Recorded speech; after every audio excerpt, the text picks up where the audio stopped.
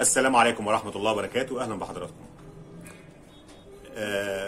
طبعا البنك التجاري الدولي النهاردة فاجئ الناس كلها بوقف شهادة أو الشهادة الجديدة اللي عملها، اللي هي كان 22%، اللي عملها يوم الاثنين اللي فات. واحنا طبعا كنا عملنا بوست عنها، وناس كتير جدا أبدت استعدادها إن هي تستثمر في الشهادة، خاصة إن الحد الأدنى بتاعها كان كلام فاضي، 3 مليون جنيه لشراء الشهادة يعني. البنك النهارده وقف الشهاده، وانا عارف ان الخبر ده هيزعل ناس كتير جدا جدا، كانوا عاملين حسابهم ان الاسبوع الجاي يستثمروا فيها، لكن معلش قدر الله ما شاء فعل، ويعني ان شاء الله تتعوض الفتره الجايه. والبنك النهارده عمل لكم شهادات جديده بحد ادنى مليون جنيه بفائده 20% سنويا لمده 3 سنين برضو، وشهادات تانية كتير، غير طبعا الشهادات اللي طرحها اكتر من بنك الفتره اليومين اللي فاتوا بعد قرار البنك المركزي برفع سعر الفايده 2% في 30 مارس. يعني الشهادات بقى كلها هتلاقيها 19%، 19 وربع، حاجات كده يعني. عشان كده مش هنتكلم عنها بالتفصيل يعني، لان هي مش فارقه، كلها تقريبا يعني قريبه او من بعض. النهارده هنتكلم عن اذون الخزانه. الفيديو الاخير اللي نزلته عن شهادات البنك الاهلي المصري وبنك مصر اللي هي 22% و19%، اتكلمت انا عنهم بالتفصيل، وقلت الشهادات دي لمده 3 سنين، انا ماليش علاقه، كل واحد حر في قراره، اللي عايز يستثمر يستثمر، اللي عنده استثمار افضل ذهب، عقار، هيعمل مشروع، اي حاجه، يعني كل واحد حر. لكن وجهه نظري المتواضعه، وانا قلت كده، يعني ما احطش فلوسي في 3 سنين في اي حاجه، في اي شهاده. وجهه نظري ممكن اكون صح وممكن اكون غلط، والشهادات دي تطلع فرصه ما تتكررش تاني، والعائد ده يطلع فرصه وما يكررش تاني، مش عارف، بس دي وجهه نظري المتواضعه. عشان كده قلت الافضل الاستثمار في اذون الخزانه. ناس كتير جدا دخلت واستفسرت ايه هي اذون الخزانه.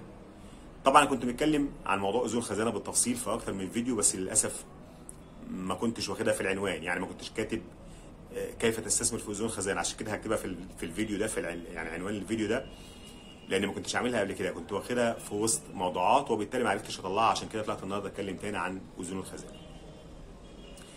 ايه هي اذون الخزانه؟ وايه الفرق بينها وبين الشهادات؟ اذون الخزانه هي تقريبا زيها زي شهادات الاستثمار، لكن الميزه في اذون الخزانه انك بتاخد العائد مقدما. العيب في اذون الخزانه انك العائد اللي بتاخده ده بيتخصم منه 20% ضريبه. شهادات الاستثمار ما عليهاش ضرايب، وبتبدا من سنه واكتر، لكن اذون الخزانه بتبدا من سنه واقل. طيب الاول نتكلم ايه هي اذون الخزانه. اذون الخزانه دي حضرتك هي اداه من ادوات الدين الحكوميه. يعني ايه؟ يعني حضرتك بتسلف الدوله. حد هيطلع فقيق دلوقتي من اخواننا البعده هيقول لك بتسلف الدوله، يعوض عليك ربنا، ما انتش واخد فلوسك، سيبك منه عشان ده ما بيفهمش حاجه.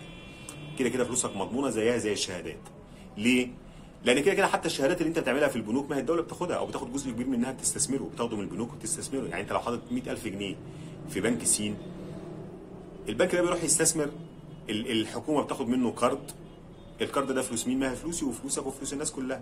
رجل اعمال بياخد منه قرض، ما هي فلوسي وفلوسك وفلوس الناس كلها. فيعني عادي، كده كده الدوله بتاخد الفلوس دي من البنوك، سواء في صوره اذون خزانه، في صوره شهادات انت عاملها، ايا كان يعني. لكن اذون الخزانه كلها بتروح للدوله، مش زي الشهادات بقى قطاع خاص يروح ياخد قرض، الدوله تاخد قرض. لا، اذون الخزانه كلها بتروح للدوله.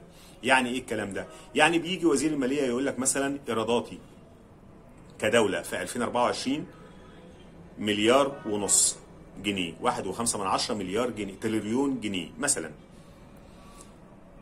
ايراداتي تريليون جنيه، يبقى انا هنا عندي عجز بين المصروفات والايرادات كام؟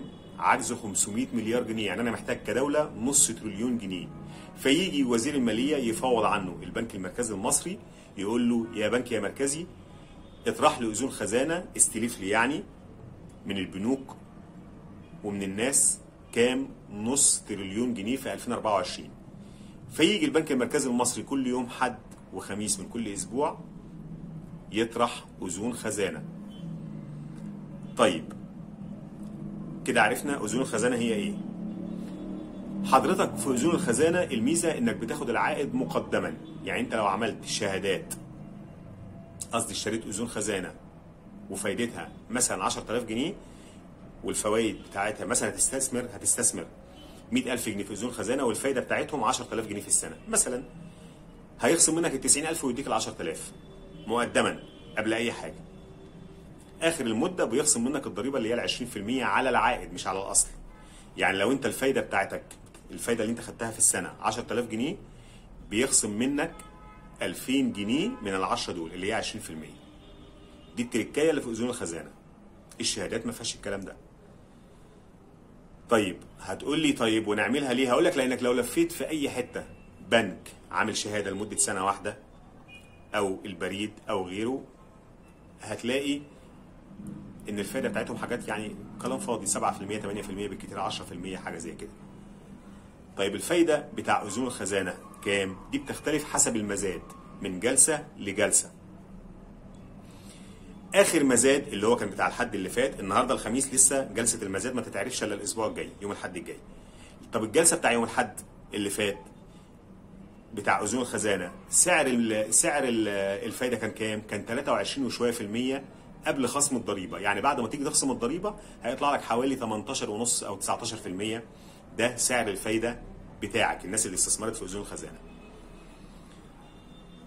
طيب يعني ايه؟ يعني ال 18% دول، قول مثلا 18% ده سعر الفايده على اذون الخزانه الصافي بعد خصم الضريبه، ده سعر الفايده في السنه.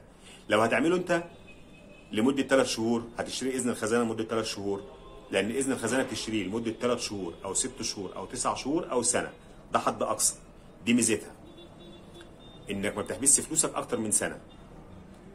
لو هتشتريها لمده 3 شهور بتقسم ال 18% على 4، لان السنه فيها ايه؟ فيها 4 تلاتات، 4 3 شهور، يعني فيها 3 و3 و3 و3، فتقسم ال 18% على 4 يدوك كام؟ 4.5%. لو حضرتك هتستثمر 100000 جنيه هتاخد عليهم 4500 جنيه في ال3 شهور. لو في السنه هيبقوا 18000 جنيه. هي ليها حسبه كده يعني، لازم موظف البنك يحسبها لك وانت قاعد معاه. طيب عشان ما ننساش حاجه، بتستثمر ازاي؟ حضرتك بتروح البنك اللي انت عميل فيه، لازم تكون انت فاتح حساب في البنك اللي انت رايح تستثمر فيه في اذون الخزانه، وتروح له يوم الاحد او يوم الخميس الساعه 10 الصبح. ده في الايام العاديه، في رمضان طبعا يعني تروح له مثلا الساعه 9 الصبح ولا حاجه. ليه؟ لان جلسه المزاد اللي بيعملها البنك المركزي عشان يستلف من البنوك دي بيعملها كل حد وخميس الساعه 10 الصبح، وفي رمضان اكيد هيبقى قبل كده. فانت تروح الساعه 9 الصبح، بتروح خدمه العملاء في البنك اللي انت عندك حساب فيه وحسابك فيه فلوس، ما تبقاش واخد الفلوس معاك، لازم يكون حسابك فيه الفلوس. وتروح تقدم طلب تقول لهم انا عايز استثمر في اذون الخزانه. تستثمر بكام؟ عشان تستثمر في اذون الخزانه حد ادنى 25000 جنيه ومضاعفتها. يعني تستثمر ب 25000 او 50000 او 75000 او 100000 او 125000 او 150000 وهكذا. تمام؟ فتقول له انا عايز استثمر مثلا ب 100000 جنيه وتقدم الطلب، وتكتب في الطلب ايه؟ تكتب في الطلب متوسط سعر الجلسه. يعني ايه الكلام ده؟ تكتبها ليه؟ تكتبها عشان تضمن انك هتستثمر في اذون الخزانه. هتقول لي هو ينفع اقدم طلب وما نجيش؟ هقول لك ينفع. لو انت مقدم مثلا في الطلب ان انت عايز سعر فايده، انا هستثمر مثلا 100000 جنيه، لازم تكون كاتب الطلب المبلغ وكاتب مثلا عايز سعر فايده 25%، فجاء متوسط سعر الفايده 23%، فانت مش هتاخد. عشان كده تكتب متوسط سعر الفايده عشان تضمن ان هيجي لك، هيتوافق لك على الطلب. طيب بيتحدد سعر الفايده على اساس ايه؟ على اساس مزاد، اكنك كده داخل مزاد عربيات او حاجه. مزاد العربيات بياخدوا بالايه؟ بالاعلى. هشتري ب 50000، لا انا هشتري ب 100000، فيبقى المزاد على مين؟ يرسى على مين؟ على ب 100000، لان هو اللي قدم السعر الاعلى. في اذون الخزانه العكس، البنك المركزي بياخد بالاقل. يعني تيجي وزاره الماليه زي ما قلنا بتكلف البنك المركزي نيابه عنها تطرح اذون الخزانه للبنوك، فيجي بنك مصر مثلا البنك المركزي يقول لك يا جماعه وزاره الماليه عايزه 20 مليار جنيه الاسبوع ده. يجي بنك مصر يقول له انا هديك بفايده 25%، يجي البنك الاهلي يقول له هديك بفايده 23%، بنك القاهره يقول له هديك ب 22%، فياخد بال 22%. طب ليه ال 22% دي؟ بنك القاهره مثلا مقدم 5 مليار بس ب 22%، ماشي، ياخد اللي بعده، ما هو محتاج 20 مليار، لسه فاضل 15. مين تاني؟ بنك مصر مقدم ب 23%، كام؟ 10 مليار، هات ال 10 مليار دول. مين تاني بعد بنك مصر على طول؟ 5 مليار مش عارف 23.5%، هاتهم. يبقى متوسط سعر الجلسه كام؟ 23%. خلاص ده متوسط سعر الجلسه 23%. تخصم منهم 20% ضريبه فتصفي لك على حوالي 18%. وصلت كده؟ طيب في حاجه تانية ما قلناهاش عن اذون الخزانه يعني بس كده كل حاجه تقريبا قلناها. والفايده مقدما دي ده موضوع اذون الخزانه. الناس اللي كانت بتسال حابب تستثمر فيها استثمر، يعني وجهه نظري برضو ممكن اكون صح ممكن اكون غلط، ما تطولش عن 3 شهور. 3 شهور يخلصوا جدد. ليه 3 شهور؟ ما تضمنش الظروف، ما تحبسش فلوسك اكتر من كده، ممكن يحصل حاجه فالفايده تزيد فما تحبسش نفسك. لكن برضو الميزه في اذون الخزانه عن الشهادات ان شهادات الاستثمار لو عملت الشهاده النهارده ما ينفعش تكسرها قبل 6 شهور. اذون الخزانه ميزتها كمان غير ان العقد مقدما انك لو عملت الاذن النهارده ممكن تبيعه تاني يوم عادي جدا. هتقول لي هخسر ولا هكسب؟ هقول لك حسب المزاد اللي شغال. المزاد اللي شغال سعر المزاد علي عن ما انت شاري ولا نزل عن ما انت شاري، فساعتها تقدر تعرف بقى هتكسب ولا هتخسر فيه. في النهايه كل واحد صاحب قراره. انا بقول نصيحه لوجه الله، يعني صح غلط يعني فكر انت فيها كويس، ولما تروح لموظف البنك احسبها كويس جدا. ويا ريت يا ريت لما تروح البنك ادخل لمدير الفرع واساله على اذون الخزانه، لان للاسف موظفين كتير جدا جدا جدا في بنوك كتير وكبيره جدا جدا جدا مش عارفين حاجه. ممكن تروح مع موظف خدمه العملاء يديك معلومات غير الحقيقه خالص عن اذون الخزانه، مش بيضلك، لا هو مش فاهم. بس عشان كده ادخل لمدير الفرع على طول وريح دماغك واساله في كل تفصيله. هدفع كام؟ هاخدهم قد ايه؟ العقد هينزل لي امتى؟ الضريبه هتتخصم امتى؟ استفهم عن كل حاجه قبل ما تمضي على الطلب. في النهايه تقبلوا تحياتي وربنا يكتب لكم الخير جميعا. سمير طنطاوي. السلام عليكم ورحمه الله.